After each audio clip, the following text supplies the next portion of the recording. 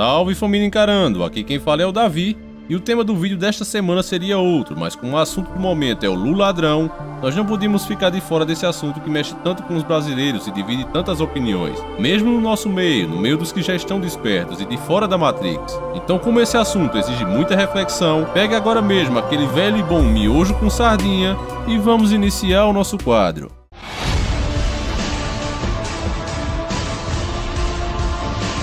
Senhores do Mundo.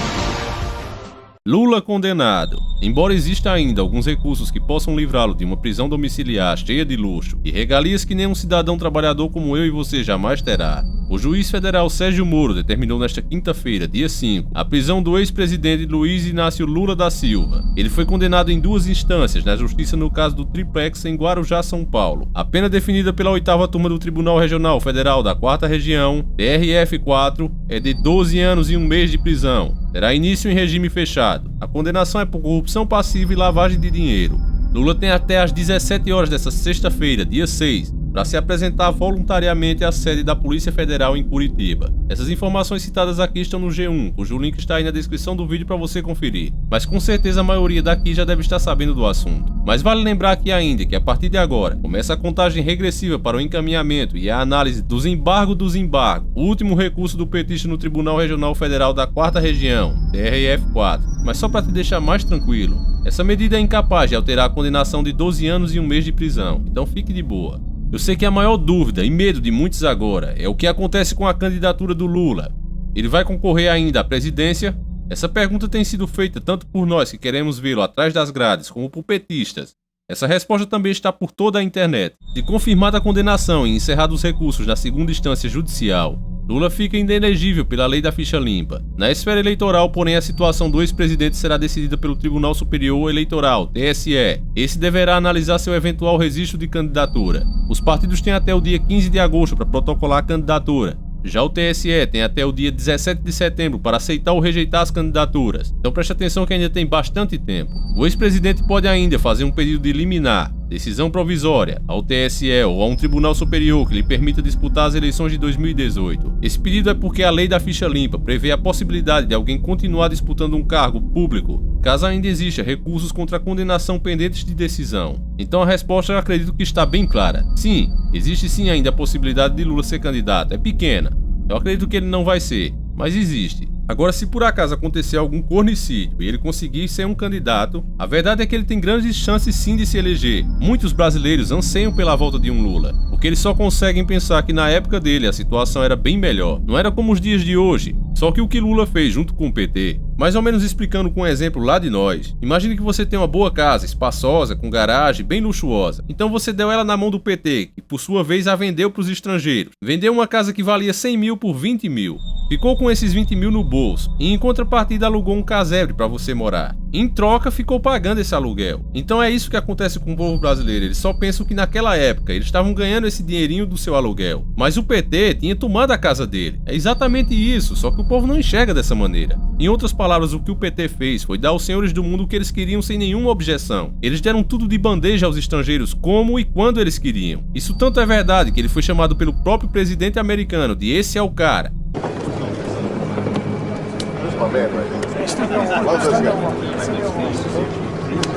Você viu muito bem aqui, esse é o cara, eu adoro esse cara. Mas por que Barack Obama diria que Lula é o cara?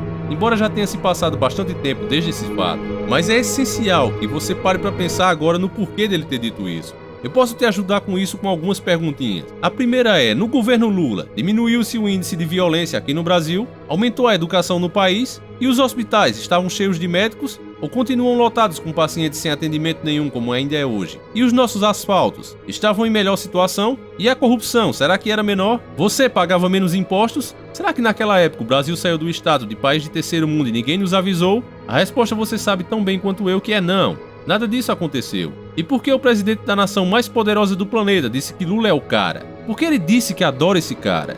O motivo dessa crise, meu povo, e de toda a situação precária que nossa nação se encontra, se chama PT e os demais governos até agora. Mesmo com tanta corrupção nesse partido vermelho, ainda assim um país rico como de fato é o Brasil não nos quebraria como estamos agora.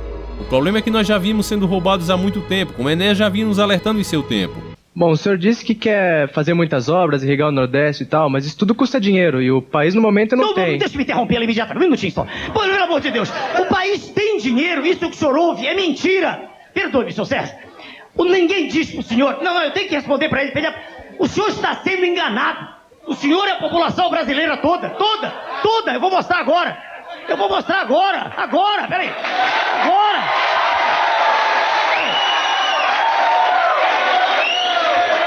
Peraí, ele não é culpado. Peraí. Eu cortei sua frase, numa atitude até inteira, porque eu ouvi isso a vida inteira quando eu era médico apenas, não era político. E veja o senhor, eu trabalhava no hospital e faltava aparelho elétrico.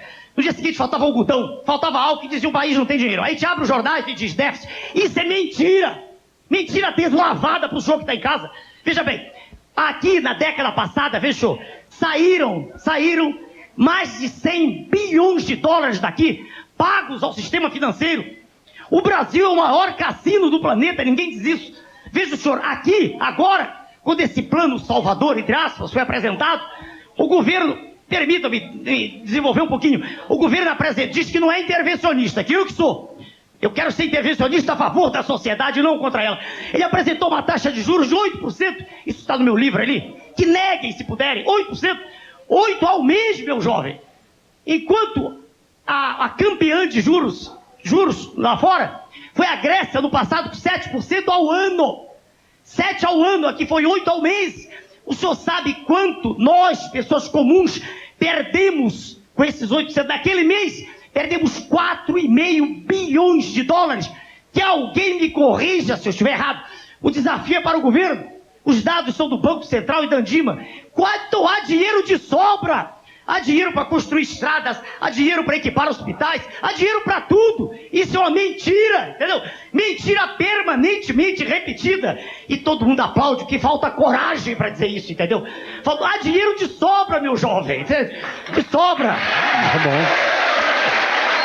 Professor, existe um documento terrível, que eu sei que o senhor conhece bem. Fale um pouquinho para os nossos telespectadores dele. Fale sobre o Consenso de Washington.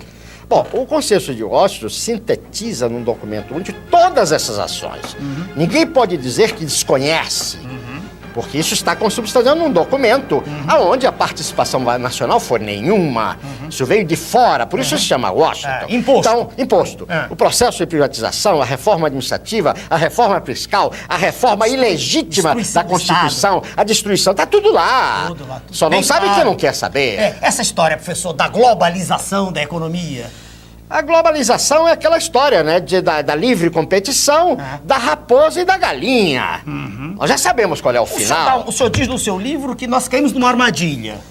É uma armadilha fruto de todas essas contingências. Vou dar apenas um exemplo. Eles falam na competição entre nações. Se eu tenho a competição entre empresas, uma empresa vai à falência e manda pra rua seus trabalhadores, seus operários. A nação vai à falência, vai matar o seu povo.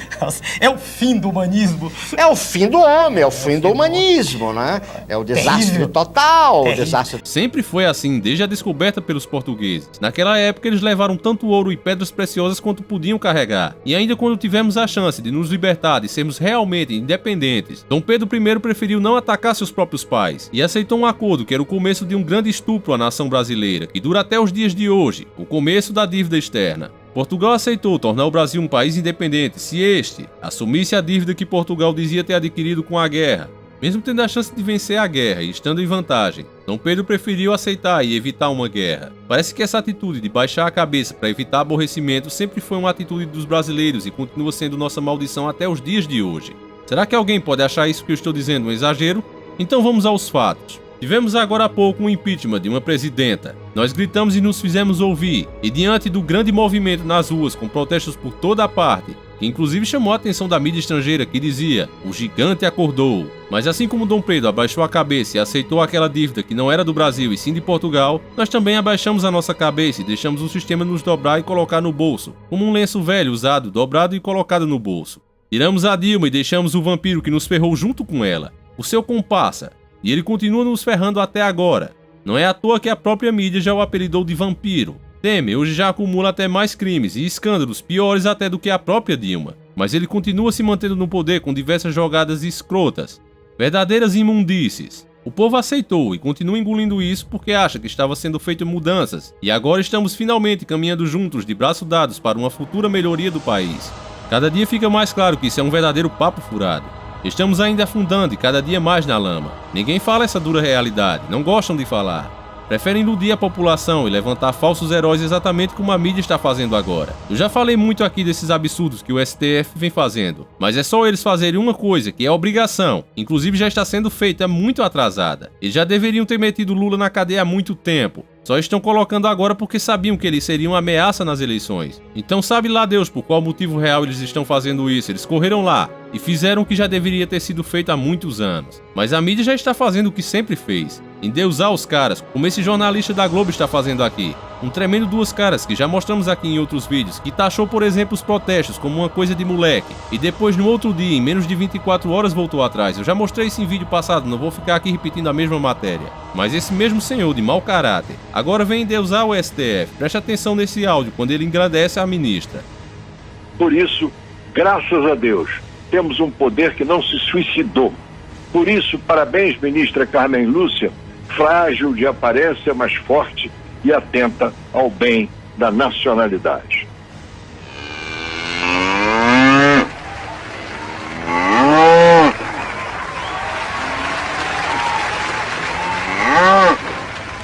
Você que acompanha nosso canal com certeza sabe que o STF não merece o mínimo elogio. Tudo que eles estão fazendo está mais do que atrasado. Infelizmente a massa, chamada pelo próprio sistema de gado, não deixa passar uma oportunidade de carregar esses falsos heróis nos ombros. Assim como foi no tempo de Fernando Collor também. Quando ele sofreu o impeachment, as pessoas mal podiam esperar pelos novos candidatos que o mesmo sistema iria lhes oferecer. O tempo passa, a época muda, mas o sistema continua agindo da mesma forma. Basta o sistema sacrificar uma de suas unhas encravadas e o povo sem enxergar sua própria arrogância. Corre achando que agora vai fazer a escolha certa, porque cada indivíduo hoje se acha mais inteligente e mais esperto que a geração anterior. Mal esquecem eles que tanto esquerda como direita são os dois lados da mesma moeda. O PT hoje, visto como o próprio diabo, foi apenas a mão que deu a última pancada que nos botou de joelho, mas os ataques ao nosso país já vêm atravessando séculos e são orquestrados de fora, por aqueles que têm interesses não só na nossa nação, mas em todas as nações do planeta. Esses problemas que enfrentamos aqui não é exclusividade apenas do Brasil, é um problema mundial. Os responsáveis por isso são chamados por vários nomes, alguns chamam de globalistas, outros de banqueiros internacionais e alguns até de Illuminatis. Eu prefiro chamá-los de senhores do mundo. Esses sim são os responsáveis pelo nosso país ser como é, e muitas outras nações também. Se você parar para analisar o problema de forma global, se você parar de ser superficial, você vai ver que cada nação desse planeta vem enfrentando os mesmos problemas que nós. Nós estamos sim à beira de um colapso, em escala global. Nós sabemos que é preciso o caos para em seguida vir a ordem. Nós não podemos parar isso, mas podemos pelo menos atrasar. Os partidos políticos hoje são como tijolos que compõem a pirâmide. Cada um deles quer ocupar o lugar de mais destaque. Quando algum desses que está na parte de cima faz alguma coisa que dê muito na vista, os outros do andar de baixo se unem para removê-lo e depois disputam entre si para ver quem assume o lugar daquele que saiu. O povo nessa hora é apenas usado como massa de manobra. Sempre foi assim e continua sendo até os dias de hoje.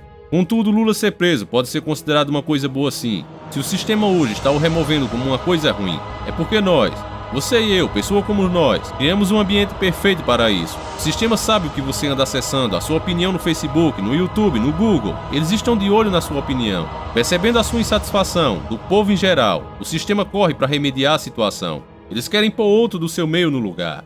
Eu sei que isso é lamentável, mas se você olhar de dentro do inferno, e falo inferno devido ao grau de alienação que o povo brasileiro se encontra agora, nós podemos tomar esses fatos como positivos, porque quando o sistema começa a fazer como bem entende, ignorando a revolta do povo, significa que a coisa está realmente ruim, porque eles não nos temem mais. Quando vemos eles arrancarem suas unhas encravadas para a satisfação da população, isso mostra que eles ainda temem a revolta da população. Em outras palavras, também significa que é possível mudar. E é por isso que eu agradeço a você que ainda não desistiu, que ainda grita. Você que ainda não aceitou a doutrinação dos senhores do mundo. Pessoas que ainda acham que compartilhar conteúdos como esse, apoiar canais como esse, páginas, pessoas que lutam pela moral, pelos bons costumes, pela sua religião. Essas pessoas ainda fazem alguma diferença, meu amigo. E está provado cada dia mais. Uma coisa eu tenho certeza, que se não fosse a sua existência, se você não estivesse aqui conosco, e outros, nós estaríamos em uma situação muito pior do que estamos agora. Se existe alguma esperança é porque graças a Deus você existe. Eu até tremo em pensar o que eles já teriam implantado no nosso país se não fosse essa última resistência. E é por isso, meu amigo, que devemos nos orgulhar sim. Tenha orgulho da sua coragem, da sua força, e vamos juntos continuar fazendo o nosso trabalho. Já que não podemos parar a maldita agenda global, pelo menos vamos atrasá-la o tanto quanto pudermos. O fim não será na nossa geração, eu tenho certeza disso. Cada dia isso fica mais provado. A nossa batalha não está sendo em vão. E nunca será, enquanto ainda restar os guerreiros. Isso é irreversível ou é reversível, professor? Enéas, Ou não, Esperança? enquanto houver um brasileiro vivo, nós vamos lutar. E vamos fazer história. Essa questão do fim da história. Enquanto houver um brasileiro vivo, nós vamos lutar e vamos resgatar tudo isso. E vamos fazer da nossa Terra o maior país do planeta. Vamos fazer a maior civilização que o homem já viu sobre a Terra. Professor, muito obrigado. Então, Lula na cadeia, e esse vídeo acaba aqui. Eu espero que você tenha gostado e, acima de tudo, entendido. Galera, muito obrigado pelo apoio que vocês têm dado, pelos likes, pelos views. E um agradecimento especial aos nossos patrons do canal, que vêm sozinhos mantendo esse canal de pé. Em nome de todos os nossos mais de 240 mil seguidores, muito obrigado, patrons. Cada vídeo nosso que desperta mais um, só é possível graças à sua ajuda. E você que quer se tornar e tem condições de tornar-se um Patreon, seja bem-vindo. Junte-se ao nosso time e ajude o trabalho a continuar. O link está aí na descrição do vídeo. Doando qualquer valor você está ajudando muito. E quem não puder de fato, continue como você está, deixando seu comentário, seu like, compartilhando. Isso é tão importante como quem doa. Sem vocês, não existiria esse trabalho. Eu vou ficando por aqui e espero vocês na próxima semana. Espero eu com um vídeo como é de costume, mostrando as outras etapas da agenda global e seus mistérios. Fiquem todos com Deus e que nosso Criador acompanhe e proteja vocês. Sempre encarando o sobrenatural.